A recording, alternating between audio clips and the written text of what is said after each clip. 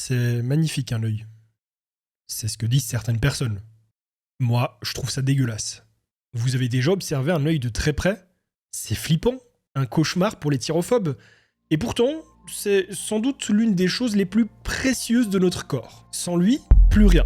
La lumière s'éteint, c'est le noir absolu. Il y a un mythe qui circule sur les réseaux, une sorte de légende urbaine, insinuant que l'œil ne pourrait percevoir qu'un certain nombre d'images par seconde. Certains parlent de 24, d'autres 25, et puis on entend aussi 60, voire 120 fps. Alors, est-ce vrai ou complètement faux? Notre œil est-il limité à un nombre d'images par seconde aussi bas? Eh bien, restez jusqu'à la fin de la vidéo pour le découvrir, même si, honnêtement, je pense que vous obtiendrez la réponse par vous-même en cours de route.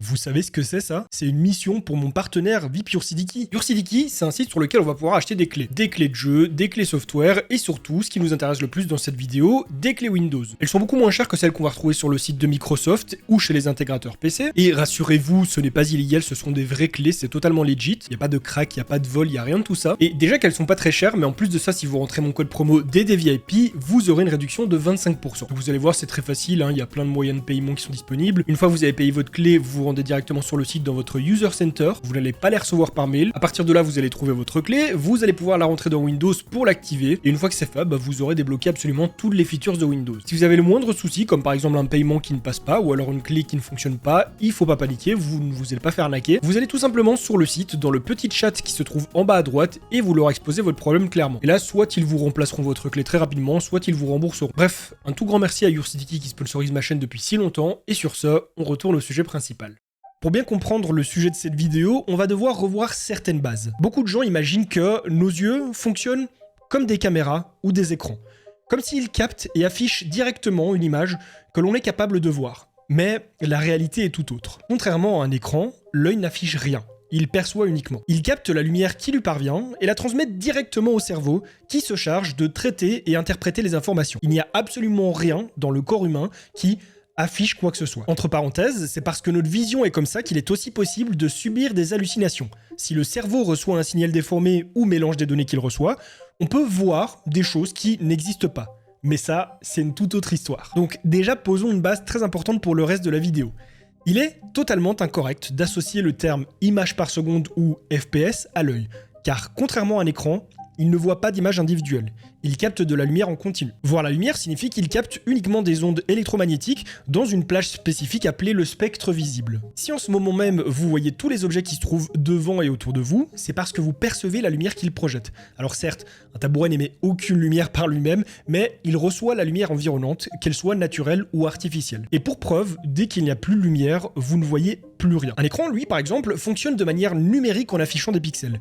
Et c'est là qu'il faut retenir une chose essentielle. L'œil ne capte pas non plus les pixels, mais la lumière qu'ils émettent. Et vous avez certainement déjà vu à l'école ce que je veux dire maintenant, mais un rappel ne fait jamais de mal. L'œil humain laisse pénétrer la lumière par la cornée, qui agit comme une fenêtre protectrice. Cette lumière est ensuite focalisée par le cristallin, un peu comme l'objectif d'une caméra, pour atterrir sur la rétine. Dans cette dernière se trouvent des photorécepteurs essentiels à la vision, les bâtonnets qui permettent de voir en noir et en blanc dans des conditions de faible luminosité. Il y a ensuite les cônes responsables de la vision en couleur. Ensemble, ils captent la lumière et transmettent les informations sous forme de signaux électriques au cerveau qui se charge de tout analyser pour créer l'image que vous percevez. Et maintenant qu'on sait comment ça fonctionne, on va pouvoir s'attaquer au cœur du débat. Même si l'œil n'a pas une limite de FPS à proprement parler, il y a évidemment une limite à sa perception. Et cette limite, c'est justement la lumière. Ce qui voudrait dire que, tant qu'un objet ne dépasse pas la vitesse de la lumière, il devrait rester théoriquement visible, bien que, dans des conditions réelles, la lumière émise par cet objet atteindra notre œil avant tout déplacement perceptible. En partant de là, il est déjà faux de dire que notre œil n'est capable de voir qu'un certain nombre de FPS, et encore plus de dire qu'il se limite seulement à 24 ou à 60. Mais alors, d'où viennent tous ces mythes? Au début du XXe siècle, lors de l'arrivée du cinéma, les films étaient projetés manuellement grâce à une personne se chargeant de tourner une manivelle pour dérouler une pellicule qui passait devant un faisceau de lumière et était ensuite amplifiée par une lentille permettant d'agrandir la taille de l'image. Un projecteur quoi. Sauf qu'à cette époque-là, pas de système électronique pour faire tourner la pellicule automatiquement. Fallait qu'il y ait une personne comme ça derrière le projecteur pendant toute la durée du film. À partir de là, on peut s'imaginer qu'il était physiquement impossible pour une personne de projeter 120 ou même 60 fps de manière continue, sachant que cela demandait de tourner une manivelle à une vitesse très élevée, et ce pendant plusieurs dizaines de minutes, voire plusieurs heures en fonction du film. Il a donc fallu trouver une vitesse suffisamment lente pour ne pas fatiguer trop rapidement la personne en charge du projecteur, mais suffisamment rapide pour que la projection soit fluide. Il fut alors conclu que la vitesse idéale se situait entre 16 et 24 images par seconde. Au-dessus de cette vitesse, ça devenait trop épuisant, et en dessous, le film n'était pas assez fluide. Et là, vous me demanderez, mais pourquoi ne pas avoir visé directement les 24 fps constants? Eh bien, je le rappelle, l'actionnement de la manivelle était fait à la main, par un humain, et comme l'humain n'est pas un robot, il est impossible de maintenir une vitesse 100% constante, il y aura toujours des variations. Et même le fait de rester entre 16 et 24 images secondes demandait déjà une certaine expérience et mémoire musculaire. C'était pas à la portée du premier venu. Et par la suite, à l'arrivée des premiers projecteurs électriques, il aurait été possible de passer à une norme plus élevée comme 30 ou 60 images par seconde, mais 24 fut définitivement adopté par le cinéma, et c'est encore la norme qui est conservée aujourd'hui par tradition. C'est donc de là que vient cette première partie du mythe. Le cinéma a été bridé à l'époque à 24 images secondes pour des raisons de contraintes techniques, non pas à cause d'une limite de perception de l'œil. Ce point-là est donc totalement faux. Mais on n'en a pas encore fini. Pour la suite, il faut savoir que nous n'avons pas les mêmes standards électriques partout dans le monde. Et là, vous me direz quel rapport ? Attendez, vous allez comprendre. C'est important de le savoir. En Europe, nous avons la norme PAL qui s'applique également en Afrique et en Asie, excepté le Japon, et en Amérique, ils ont la norme NTSC, qui s'applique donc également au Japon. La fréquence PAL est de 50 Hz et NTSC de 60 Hz. Tout appareil électrique diffusant de la lumière est directement impacté par ces normes. C'est d'ailleurs pour cette raison que si vous filmez une lampe ou un écran diffusant à 60 Hz, avec une caméra réglée sur 50 Hz, donc PAL, et inversement, vous aurez des clignotements à l'image sur toutes les zones éclairées par ces lumières. C'est ce qu'on appelle du flickering ou scintillement en français. Et donc maintenant, d'où sortent les 25 et 30 fps qui ont été la norme dans la vidéo et le jeu vidéo pendant pas mal de temps, alors que les fréquences sont positionnées à 50 et 60 Hz? Eh bien, encore une fois, à cause des limitations techniques de l'époque. Entre 1980 et 90, les téléviseurs analogiques utilisaient un affichage entrelacé basé sur les fréquences électriques. L'entrelacement, c'est une technique d'affichage vidéo où chaque image est divisée en deux demi-images et affichée successivement pour créer une image complète. Ça permet de réduire le scintillement tout en économisant de la bande passante. PAL diffusait 50 demi-images par seconde, résultant à 25 images complètes, et NTSC diffusait à 60 demi-images par seconde pour 30 images complètes. C'est pour cette raison que les vidéos ont été pendant longtemps exportées en 25 et 30 fps, c'est d'ailleurs toujours d'application aujourd'hui, moi j'exporte toujours en 25 fps, sauf lorsqu'il y a du gameplay dans mes vidéos. Toutes ces limitations qui ont souvent été associées aux capacités maximales de l'œil ne sont en fait que des normes posées par des contraintes techniques de l'époque. Il n'y a aucun rapport avec la capacité de l'œil à percevoir. Mais donc, qu'en est-il réellement? Admettons, si l'œil percevait en images par seconde comme le disent certains, si nous traduisions la vitesse de la lumière en FPS théorique, ça voudrait dire que l'œil aurait la capacité de percevoir jusqu'à 299 792 458 FPS. Mais ça, c'est seulement si on parle de physique pure, pas de perception humaine, car notre cerveau ne fonctionne pas comme une caméra, donc, encore une fois, où se trouve la limite? Comme déjà stipulé, l'œil perçoit la lumière et l'envoie ensuite au cerveau qui l'interprète. Le cerveau, lui, est capable de traiter une quantité d'informations gigantesques. Notez que même s'il en reçoit une trop grosse charge, il ne va pas ralentir ni les traiter plus lentement. Il va utiliser deux mécanismes automatiques qu'on appelle le traitement sélectif et l'habituation, pour prioriser les informations en fonction de leur importance afin d'éviter la surcharge cognitive. Plus il y a d'informations, plus le traitement devient complexe, mais le cerveau compense intelligemment en ignorant certains détails et en interpolant des données manquantes pour créer une image cohérente. Prenons un exemple. Lorsque vous jouez à un jeu qui n'affiche que 30 images par seconde, il paraît à première vue saccadé puisque votre cerveau a été conditionné à des jeux affichant 60 fps ou plus. Mais au bout de seulement quelques minutes, sans même que vous en rendiez compte, le jeu devient fluide à vos yeux. Non pas parce que vous avez accepté votre sort, mais parce que la magie du cerveau a fait effet. Et dans ces cas-là, on a tendance à dire que nos yeux s'habituent, ce qui est totalement faux. Car en réalité, il voit exactement la même chose. En fait, c'est beaucoup plus technique que ça. Le cerveau estime que les informations qu'il reçoit sont incomplètes, qu'elles manquent de fluidité.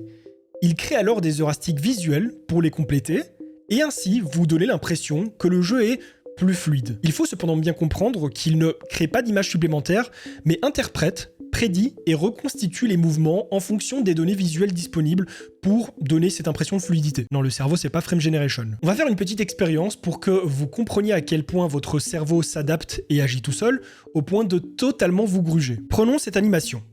Chaque déplacement de la boule bleue représente une image. Il y a donc 12 frames, ce qui est en dessous du seuil de fluidité. Maintenant, fixez la petite croix au milieu et ignorez tout le reste. Ne détournez pas le regard tant que je ne vous le demande pas. Vous allez vite vous rendre compte que la petite boule jaune devient de plus en plus fluide. Maintenant, clignez des yeux. Vous constatez cette fois-ci que l'animation redevient saccadée et qu'en réalité, il n'y a jamais eu de boule jaune. Ce que vous avez vu n'était qu'un trou laissé par la disparition successive des points bleus, interprété par votre cerveau comme étant un objet en mouvement. Étrange, n'est-ce pas ?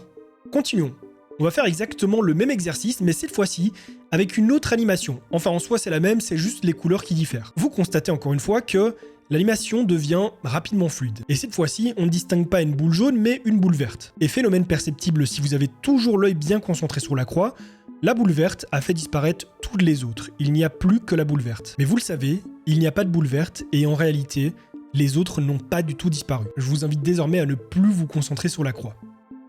Alors même que vous aviez conscience du phénomène, que vous saviez que cette boule n'existait pas, votre cerveau l'a tout de même interprété. Et il s'est tellement concentré dessus qu'il a complètement ignoré les autres, il les a effacés parce qu'il ne les jugeait pas utiles. Ce phénomène, on l'appelle l'effet PHI. Votre cerveau remarque les interruptions dans ce qu'il reçoit et tente de combler les vides pour créer un mouvement fluide. Il interprète ces interruptions comme un objet en mouvement, attribue une couleur et réinvente des formes pour créer une continuité visuelle logique. Votre cerveau a été trompé par l'animation en tentant de réinterpréter les images manquantes.